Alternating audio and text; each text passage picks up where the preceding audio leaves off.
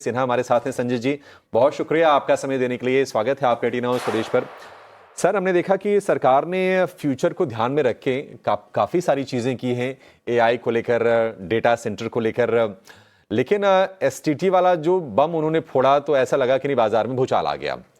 Budget को लेकर sir आपकी एनालिसिस क्या रही, कैसा लगा आपको बजट? और अगर हम आपसे पूछें कि 5 में से कितने नंबर आप देना चाहेंगे तो आपकी नंबरिंग क्या होगी सर?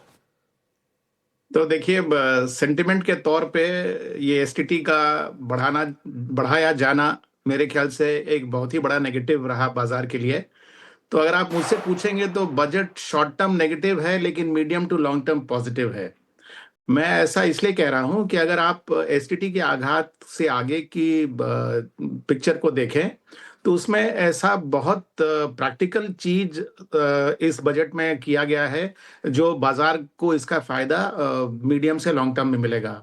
सबसे बड़ी विशेषता मेरे ख्याल से यह है कि इस बजट में सर्विसेज सेक्टर को बहुत बड़ा फोकस में रखा गया है।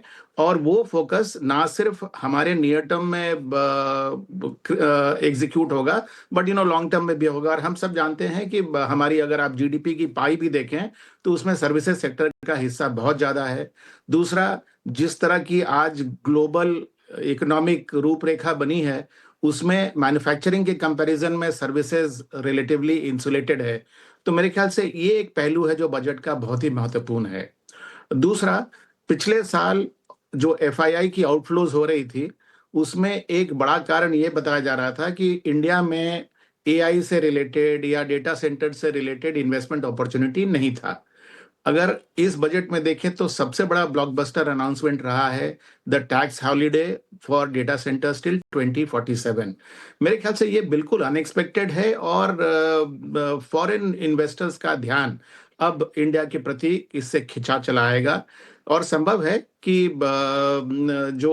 हम अब तक इंडिया के प्रति जो अपेक्षा देख रहे थे वो शायद इंटरेस्ट में बदल जाए। तो ये दूसरी बात है। तीसरी जो मैं समझता हूं, अगर आप केपेक्स का अगर विश्लेषण करें तो अभी जो केपेक्स किया जा रहा है वो क्वालिटेटिवली बहुत अलग है। इन द सेंस कि कुछ ऐसे सेक्टर्स पर फोकस किया जा रहा है जिनको कि हम न्यू एज माने, जहां पर अभी ध्यान देने की जरूरत है। अगर आप देखें तो सेमीकंडक्टर और इलेक्ट्रॉनिक से प्रति ध्यान दिया गया है, रिन्यूएबल एनर्जी की तरफ दिया गया है, प्लस इस बात को रिकग्नाइज किया गया है कि भारत की स्ट्रेंथ कहाँ कहाँ है। हम अर्बनाइजेशन की तरफ मूव कर रहे हैं, हमारे यहाँ मेडिकल टूरिज्म की संभावना बहुत ज़्यादा है। तो मेरे ख्याल से ये सब जो पॉजिटिव बातें हैं बजट की वो इस नेगेटिव सेंटिमेंट में दब गई हैं। और मैं समझता हूँ कि जब ये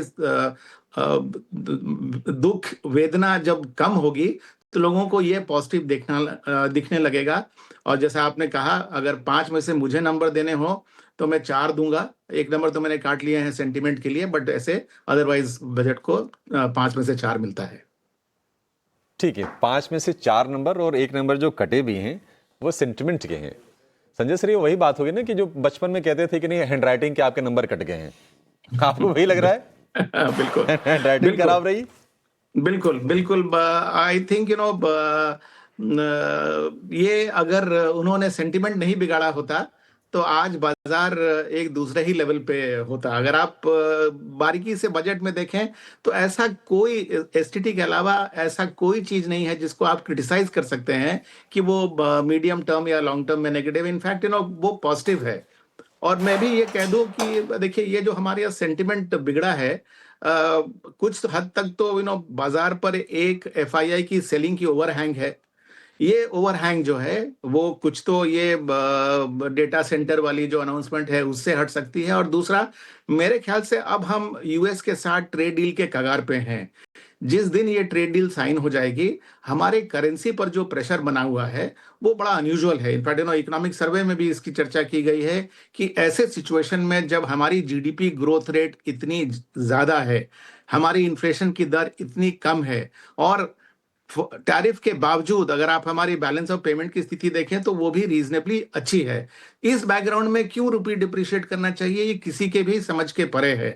तो रुपी में अगर स्टेबिलिटी आ जाता है तो मेरे ख्याल से उसके साथ साथ एफआईआई का फ्लोज भी आ जाएगा और ये जो मायूसी के बादल छाए हैं वो छंट जाएंगे। सर मायूसी के बादल आज हम कोशिश करेंगे, आप बने रहिए हमारे साथ, थोड़ा समय आपसे